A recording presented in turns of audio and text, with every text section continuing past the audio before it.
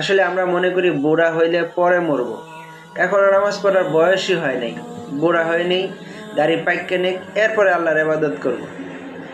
কিন্তু মৃত্যু কাউকে বলে কয়ে আসে না। যার যখন সময় হবে তখনই তার মৃত্যু হবে।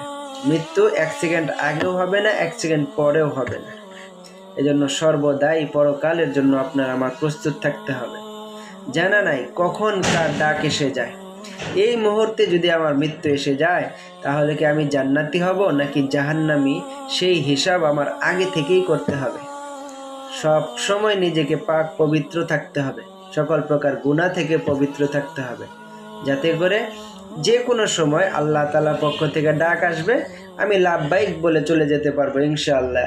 এমন ঈমান, এমনভাবে প্রস্তুত থাকতে হবে, এখন যদি আমি মারা যাই তাহলে আমি ইনশাআল্লাহ জান্নাতে যাব। কারোর সাথে কোনো আমার লেনদেন নাই, কাউকে আমি ঠগাই নাই, কারো উপর জুলুম করি নাই, কারো মাল লুট করে খাই নাই, মিথ্যা বলি না, গুনাহ করি না। এইরকমভাবে সর্বদাই প্রস্তুত থাকতে হবে। তাহলে আশা করা যায় আল্লাহ তাআলা আমাদেরকে অবশ্যই জান্নাত দিবেন ইনশাআল্লাহ।